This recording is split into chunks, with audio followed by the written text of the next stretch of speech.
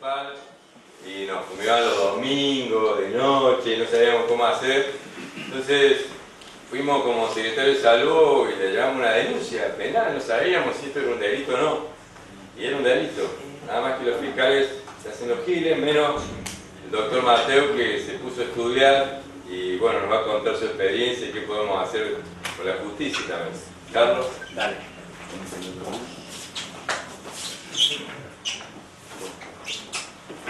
Buenas noches, la verdad que es un placer estar acá esta noche, poder contar mi experiencia ya como fiscal, ¿no?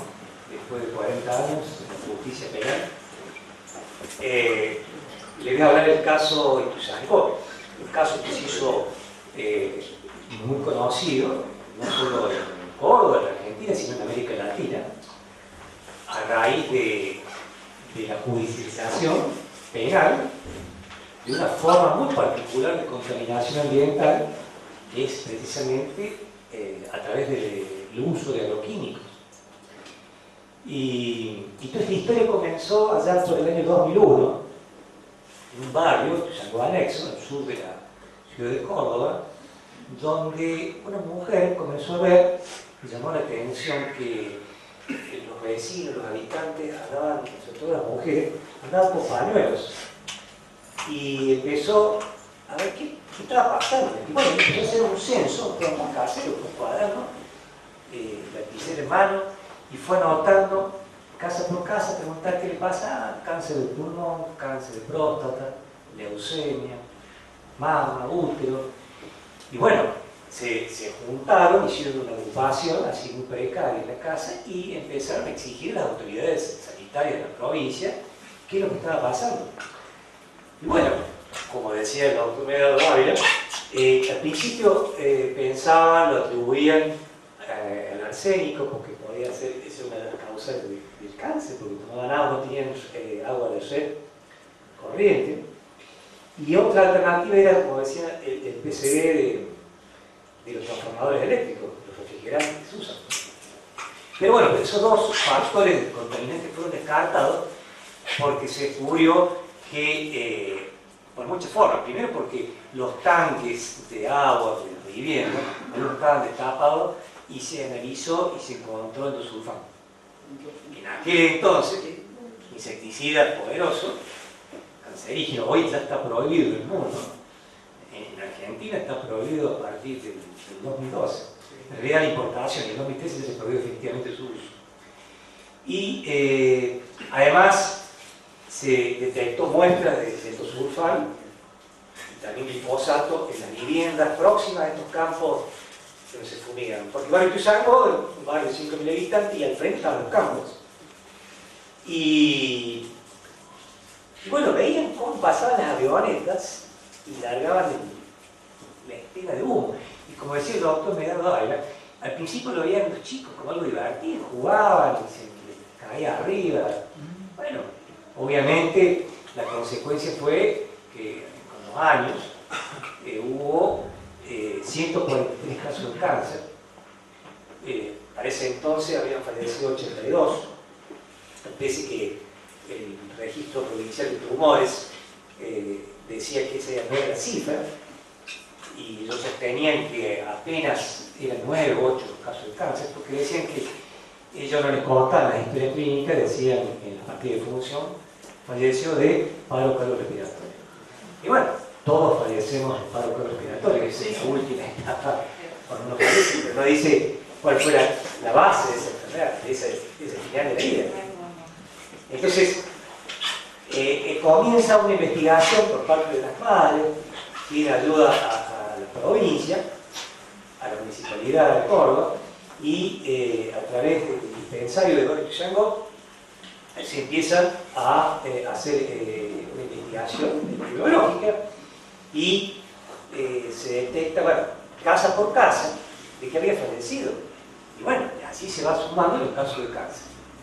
Bueno, todo eso empezó en 2001, se hace la denuncia penal y la verdad que no prosperó. Judicialmente, evidentemente había una influencia por parte de las autoridades políticas de ese entonces, tanto sanitarias como de agricultura. Es decir, no querían que esto trascendiese y lo atribuían a otras causas, como por ejemplo el arsénico. Todo eso se descartó y la causa penal quedó cajoneada, como que dice la carga, no se tocó más. Hasta que en el año 2008, yo recuerdo, 10 años atrás, estaba de turno como fiscal de instrucción, ya llevaba 30 años de carrera, y me toca recibir una denuncia que presentaba el doctor Bernardo Atleola. Y estaba en ese entonces como subsecretario de Salud Pública de la Municipalidad de Córdoba. Y le digo la verdad, yo cuando recibí esa denuncia no tenía idea de qué se trataba. La verdad, primero porque yo me había recibido en el año 80, y en el año 80 no estaba esta ley de residuos peligrosos. Recién se sancionó en el año 92, 12 años después, no la aprobación. Y bueno, yo dije, bueno, ¿qué está pasando? A ver, gente que se muere, se enferma, se muere de cáncer, mal formado, 270 y pico abortos, ese aborto. Bueno, era algo que digo, ¿pero cómo puede ser? ¿Cuál es el factor de todo esto? Gente que está fumigando, que le hagan un producto. ¿Qué es esto? ¿Cómo esto que no puede ser que no encuadre en un delito? ¿Alguien puede hacer esto sin costo alguno, pasar impune? Me preguntaba. Y empecé a estudiar esta ley de residuos peligrosos, para mí desconocida desde ese entonces, 2008, y encontré que reunía todas las condiciones para la figura penal que esa ley contiene. Prevé una ley, esta ley prevé un delito que se llama contaminación ambiental y está en el artículo 55 de esa ley. En la ley de residuos peligrosos 24051. Una muy buena ley, excelente ley porque tiene, prevé todos los tipos de contaminantes que afectan a la salud de las personas. Y lo primero que hice, bueno, a ver, agroquímico. ¿Qué son agroquímicos? La verdad, yo como de la ciudad no sabía de qué se estaba hablando. Y bueno, evidentemente el agroquímico, el plaguicida, el fitosanitario, estábamos hablando del mismo idioma. Y me voy a la ley y efectivamente la ley preveía como un residuo peligroso a los agroquímicos. No hablaba de la palabra agroquímico, porque la ley dice fitosanitarios. Entonces, al decir que es un residuo peligroso, y está en el anexo 1, en el apartado Y4, específicamente dice, son residuos peligrosos los desechos resultantes de la utilización de los productos fitosanitarios. Entonces, evidentemente, estábamos en uno de los requisitos que exigía este delito. Porque este delito tiene una pena muy alta. Este delito tiene 3 a 10 años de prisión. Y se consuma cuando se utiliza alguno de los residuos que menciona la ley, son 45, que no son taxativos tampoco, pero cuando alguno de esos residuos se utiliza y se contamina el suelo, el agua, la atmósfera, el ambiente general de un lugar, un centro poblado, con un agregado más, de un modo peligroso para la salud. Yo decía, sí, el residuo está previsto en la ley, agroquímico, fitosanitario, pesticida, es un residuo peligroso. ¿Se contaminó el suelo, el agua, la atmósfera del barrio que salvó? Sí. Teníamos las pruebas de que habían encontrado sulfán y glifosato. Porque nosotros, bueno, cuando yo intervengo como fiscal, lo primero que hago fue allanar el campo, tomar muestras de la fumigación que había denunciado el doctor Miguel Vázquez, que fue el día 1 de febrero de 2008. Entonces, fuimos con personal de policía judicial, personal técnico, la parte química, perimetría, fotos, entonces tomamos las muestras en el campo y también muestras en el barrio. Y vimos, bueno, la ubicación geográfica estaba prácticamente 100, 200 metros del campo. Bueno, el campo llegaba hasta la calle, hasta el cordón de la calle de Lloredica, que esa calle, y al frente de la calle estaba el barrio. Ahí comenzó el barrio. Y bueno, esas muestras las analizamos en el laboratorio justamente de acá, de la Universidad Nacional Electoral de Santa Fe, y elegimos esta provincia porque esa universidad es muy prestigiosa, son los más capacitados en materia de bioquímica. Eso lo averigüé con el tiempo. Me asesoraron que tenía que pedirlo ahí, porque en Córdoba no confiábamos mucho en el laboratorio que le tocó en ese momento. Y ese laboratorio, las autoridades, digamos, tenían una cierta dependencia con relación a las autoridades políticas del momento. Entonces no era confiable para mí. Si yo lo hacía en ese laboratorio, lo más probable que hubiese dado que estaba todo bien, que no había nada, y se pasó a la historia, archivada la causa, como lo hicieron otros fiscales que me precedieron, que también tuvieron denuncias penales por fumigaciones, y hubo 2 fiscales que archivaron la causa, diciendo que no era delito. Y uno, cosa del destino, falleció de cáncer, precisamente. Bueno, llegamos a imputar a estas personas, eran 2 productores y un aeroaplicador, que manejaba la avioneta, y cuando el laboratorio de la Universidad Nacional del Litoral nos da de química, ¿no? Nos da los resultados, las muestras que habíamos mandado a analizar de soja y suelo, nos da que efectivamente había glifosato y lisosulfano. Y lisosulfano y insecticida, en ese entonces era de la clase toxicológica 1B, o sea, estaba catalogado como altamente peligroso para la salud. Hoy ya es prohibido directamente los químicos, o el 2,45, bueno. Y entonces decidimos, antes de imputar, ver si había algún caso parecido en mi provincia. La sorpresa fue que no existía. Bueno, dije, debe haber otras provincias. Empezamos por Santa Fe, por Entre Ríos, Corrientes. Bueno, en todo el país no había nada. Nunca ningún fiscal, ningún juez se le ocurrió analizar esta figura penal, esta particular modalidad homicida que es contaminar, enfermar a la gente a través de los agroquímicos.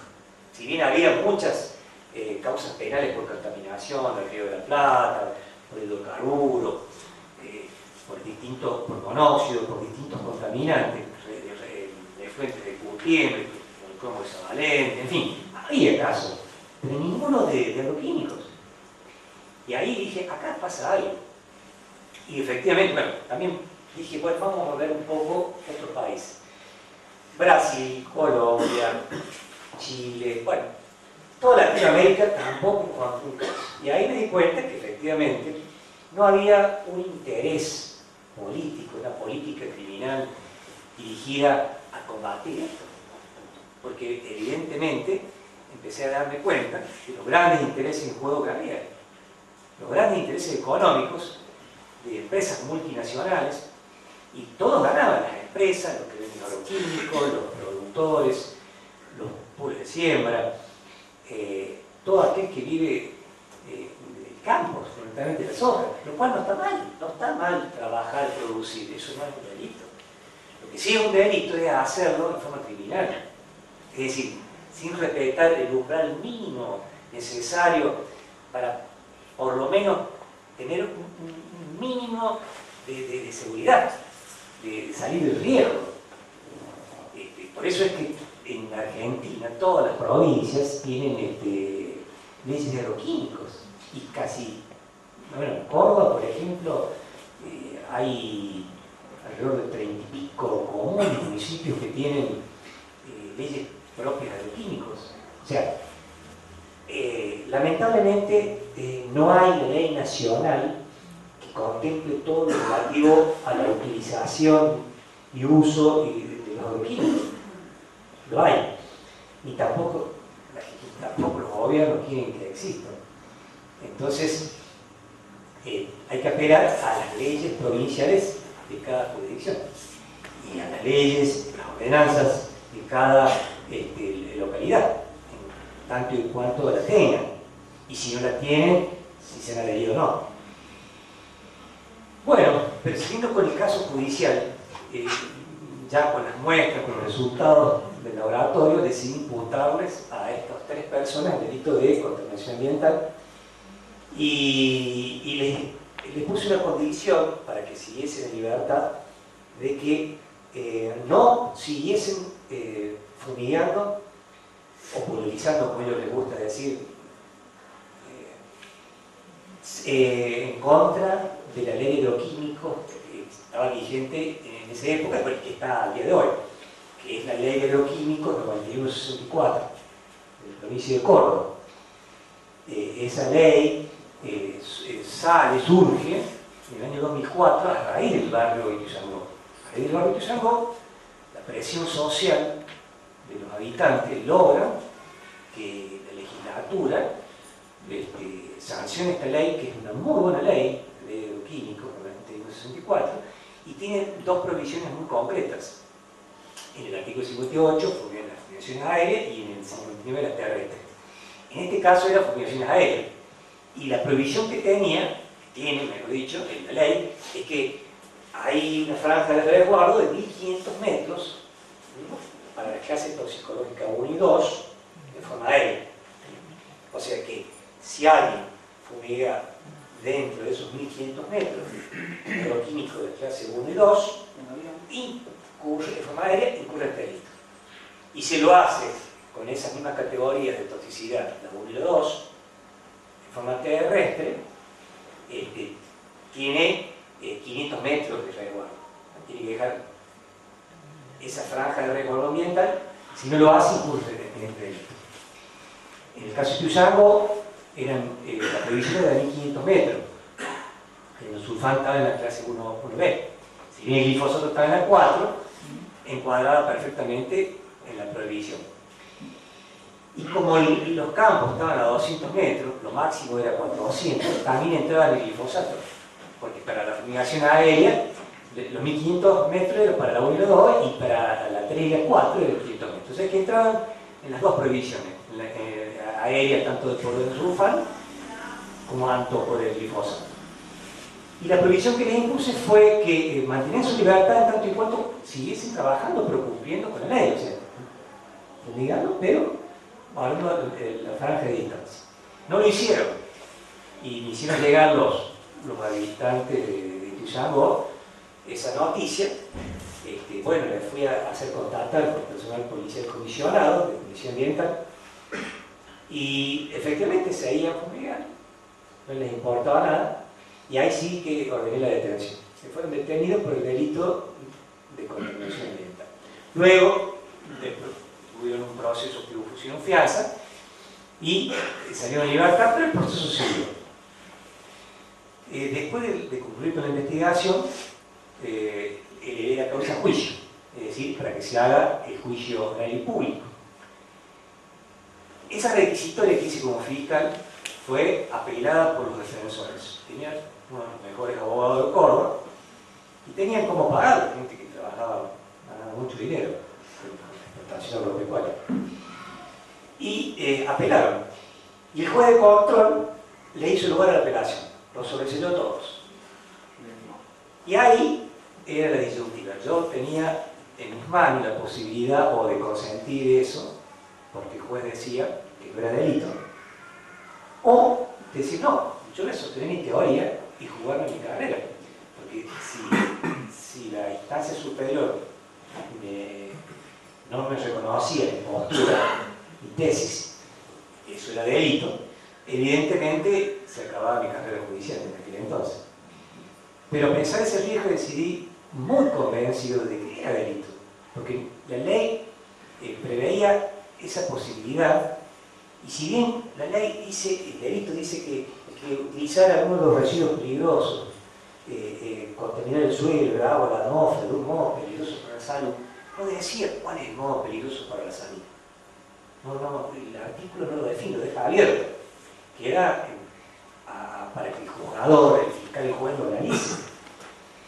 Y bueno, yo lo analicé y lo interpreté como que el modo peligroso para la salud estaba dado en la violación de la ley de agroquímicos, en la violación de la ley 9164, en la violación de la franja de resguardo violar la franja de resguardo se estaba creando un peligro no permitido, no tolerado por la ley.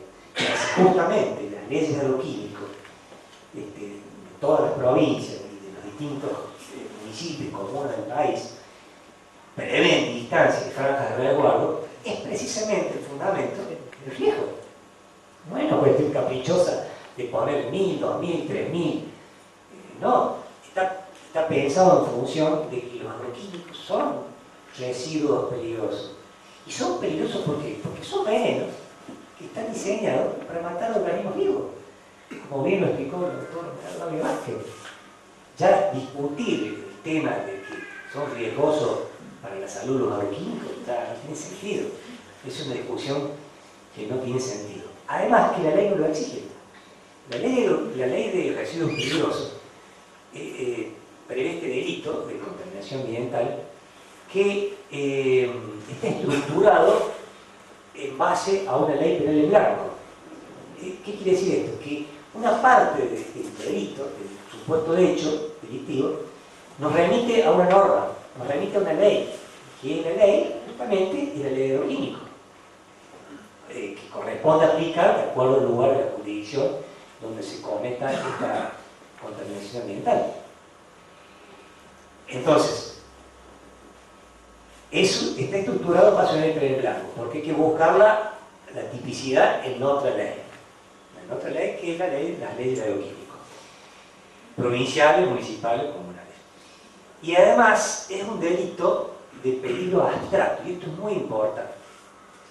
Un delito de peligro abstracto, ¿qué significa esto? Significa que no hace falta que nadie resulte enfermo, ni con un daño en el cuerpo o en la salud. No hace falta demostrar la relación causal.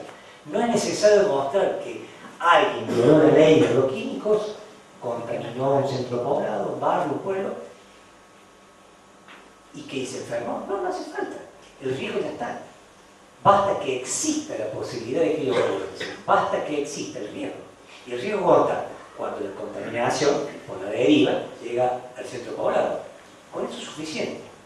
Entonces, si se prueba que se utilizó un residuo peligroso, los agroquímicos, los plaguicidas, sea insecticida, fungicida, herbicida, lo que fuera, si se constata que esa aplicación derivó con los distintos factores climatológicos, viento, temperatura, humedad, volatilización, lo que fuese, y llegó a la población, llegó al lugar donde no debía llegar porque la ley le pone una franja de resguardo y ciertas condiciones para que no llegue a la gente, se da el delito. Independientemente de los casos de cáncer, independientemente de las malformaciones, eso es una relación causal que la ley no lo exige. Hoy, como está estructurado en la República Argentina este delito de contaminación ambiental, en la ley de residuos peligrosos 24051, no hace falta probar la enfermedad o la muerte. No hace falta. Basta que se pruebe estas condiciones que dije, que llegue el agroquímico al centro poblado. Y acá viene el problema que se plantea en cuanto a qué ley de agroquímico hay que aplicar. Por ejemplo, nosotros en Coral, bueno, tenemos 1500 metros de condiciones aéreas, como les decía, para la clase 1 y 2, 500 metros frente de resguardo para las 3 y 4. Y para las operaciones terrestres, 500 metros para la clase 1 y 2. Pero para las 3 y las 4, 100 libre. Igual que acá. Igual que acá. Y dentro de los 500 metros. Claro, hasta tus narices. Claro, al frente. Yo le puedo echar al vecino glifosato igual acá. a medio metro. Y pese que el glifosato ya no se puede discutir que es un probable cancerígeno, porque está por la IAR, de la OMS, estudio de más de 100 y pico de científicos que lo han analizado en poco tiempo, en 2015, lo subieron a la categoría de grupo de riesgo 2A, como probable cancerígeno. O sea, y sin embargo acá en Argentina sigue siendo de la clase más baja. Sí. Bueno, no ofrece peligro, normalmente no ofrece peligro, bueno, lo cual es una locura. Pero bueno, todos sabemos que el SENASA fomenta y protege este sistema, este modelo agropecuario basado en la producción intensiva de agroquímicos y en no respetar el tema de las distancias. Es más, son los intentos, siempre, todos los años, tratan de crear una ley para que ponga un límite a la distancia unificado en todo el país. Y se habla de 100 metros, 50 metros aéreos, 5 o 10 metros terrestres, una locura. Afortunadamente eso no prospera porque las presiones sociales cada vez son mayores de los distintos centros poblados de distintas provincias argentinas, como ustedes, como nosotros en Ituzaingó. Bueno, y en distintos lugares, Canals, por ejemplo, también están muchos problemas, Marco Juárez, en fin, los problemas de los vínculos son muy grandes. Pero siguiendo con el hilo del juicio, para redondear, más o menos no lo quiero hacer tan extenso, decidí apelar, como le dije, y bueno, y en instancia superior, la Cámara de Acusación revocó el solicitamiento que lo hizo el juez y confirmó la tesis mía, y la causa llevó a juicio. Una vez en juicio, con el doctor Marcelo Gaudillo Corbarán, me invitó a participar para que lo ayudara como fiscal de cámara, y allí se celebró el juicio. Fue un juicio muy interesante porque, bueno, pasaron personalidades muy importantes de la ciencia, testigos, muchos párrafos tristes porque en los casos, gente que había muerto, familias destruidas, en fin. Y obviamente que la defensa de los imputados planteaban, bueno, de todo. Primeramente decían que eso no era delito.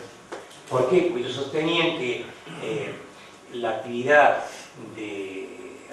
agropecuaria, la actividad de fumigar, la agroquímica, era una actividad ilícita. Sí, es una actividad ilícita, en eso tenían razón. Pero ilícita en tanto y en cuanto no se incurre en un delito. Y acá juega lo que se llama la supremacía de la ley. La actividad de fumigar, de pulverizar con agroquímico es una actividad ilícita. ¿Sí? Está autorizada administrativamente por el SENASA, el Servicio Nacional de Sanidad y Actividad Agropecuaria. Pero la ley de residuos peligrosos es una ley de fondo, equiparada al Código Penal, dictada por el Congreso de la Nación. Y entonces, una ley complementaria del Código Penal está por encima de una resolución administrativa del SENASA. Entonces se descartó la tesis, quedó descartada esa postura que usaban los abogados defensores del imputado, y otro de los argumentos que utilizaban es que ellos decían que los residuos, que no eran los agroquímicos, no eran residuos peligrosos, que también quedó demostrado que sí eran peligrosos. Incluso hubo un informe del propio Ministerio de Salud, no del Ministerio de Salud, sino del Ministerio de Agricultura de la provincia de Córdoba, donde decían que se le pregunta si los residuos agroquímicos eran residuos peligrosos. Y dijeron, no son peligrosos, para nada. Entonces, a pesar de ese argumento, que fue descartado por la Cámara, porque finalmente los tres camaristas decidieron condenarlo, uno de los productores agropecuarios zafó, digamos, porque no teníamos las pruebas, habíamos perdido, habían pasado muchos años. Entonces, era el testigo del año 2001, en el 2008 yo tomo la causa, la mando a juicio en el 2010, después del área de investigación, y el juicio se celebró en el 2012. Entonces ya habían pasado muchos años, ya muchos muertos, la memoria también. Pero a pesar de eso logramos probar. En la acusación, los testigos fueron contundentes, que veían la avioneta, tomaron el número de matrícula y fueron contundentes y claros en cuanto a los síntomas que ellos tenían cuando cada vez que pasaba la avioneta. Es decir, le lagrimeaban los ojos, se quedaba garganta, el olor típico como Gamexan. Los testigos fueron coherentes y concisos en ese aspecto. Y bueno, logramos que los condenaran a 3 años de prisión de forma provisional. Ellos apelaron, se llama casación, casaron la sentencia, entonces fue a la máxima instancia judicial de la provincia de Córdoba, que es el Tribunal Superior de Justicia, y el Tribunal Superior de Justicia confirmó el fallo. Sostuvo que evidentemente era delito, que utilizar agroquímicos era una actividad ilícita, pero que se transformaba en ilícita, en ilegal, en delictiva, cuando se violaban las franjas de resguardo que el Estado había puesto como límite del riesgo permitido. O sea, el riesgo permitido es hasta que se invaden las distancias. Una vez que se invaden las franjas de resguardo, ya es un riesgo no permitido. Y entonces avaló en su totalidad el fallo. Por supuesto, los defensores se fueron interpusieron un recurso extraordinario ante el Tribunal Superior, el Tribunal Superior se lo denegó porque no tenía fundamentos, y insistieron y se fueron a la Corte Suprema de Justicia de la Nación, a alta instancia judicial en nuestro país, y la Corte lo rechazó, esa queja planteada la rechazó. Si bien es cierto, no se jugaron, como quien dice, porque no entraron al fondo de la cuestión, a decir, sí, es delito o no. Pero el solo hecho de haber desechado y la queja planteada y avalar el fallo de una máxima instancia judicial de una provincia, y en consecuencia el dictamen de la Cámara y la acusación de este fiscal que estaba hablando, bueno, ya quedó un antecedente jurisprudencial en Argentina que no se puede borrar. De hecho, hasta el día de hoy, 2012, no ha habido otro fallo y no ha habido ninguna otra teoría que lo contradiga. Entonces, para resumir, yo lo que les quiero decir es lo siguiente. Los fiscales del Fuero Penal son responsables de procurar la aplicación y el cumplimiento coercitivo de las leyes penales que protegen la salud y la vida de las personas y el ambiente. Entonces son funcionarios públicos que están obligados a aplicar la ley. No lo hacen el gobierno, cobran un sueldo y tienen una obligación. Y en Argentina, si hoy tenemos un fallo paradigmático, y no hay otro que lo reemplace, no pueden desconocer la existencia de este delito cuando se viola las franjas de resguardo ambiental que sabiamente están puestas para prevenir de los casos de cáncer y de otros tipos de enfermedades que no se pueden ya disimular en la Argentina. Entonces, acá hay un problema que se plantea, que es cuál es la ley que se aplica. Por ejemplo, nosotros en Córdoba tenemos la ley agroquímica 9264, que establece esa prohibición que les dije recién, de 1500 y 500 metros. Pero también hay alrededor de 30 y pico comunas, municipios, que tienen su propia ley de agroquímicos y que son más protectivas que la propia ley de agroquímicos provincial. Y acá en Santa Fe pasa lo mismo, como por ejemplo el caso de marihuana. Marihuana está prohibido en el aéreo y esa prohibición, esa obligación está vigente. Quiere decir que si alguien en María Juana, en la jurisdicción de María Juana, además de tener una franja de resguardo de 100 metros, el resguardo ambiental, nadie puede aplicar los químicos de ninguna clase toxicológica. Si alguien lo hace, tanto de forma aérea o terrestre, incurre este delito. En María Juana, por ejemplo, si alguien fumiga con avioneta, comete este delito, que tiene 3 años de prisión. Así de simple. Y si se viola la franja de resguardo de 100 metros, también. Y nadie puede decir, ah, no, pero yo tengo la ley de agroquímico de Santa Fe, la 11.12.33, dice que yo tengo 3.000 metros, o sea que la previsión es de 3.000 metros. No, ¿por qué? Porque en materia ambiental hay un principio que se llama doctrina nacional, que es lo que se llama la complementariedad maximizadora. Es decir, esto significa que, así, pocas palabras, que las provincias dictan las leyes de protección ambiental que fijan los presupuestos mínimos de protección.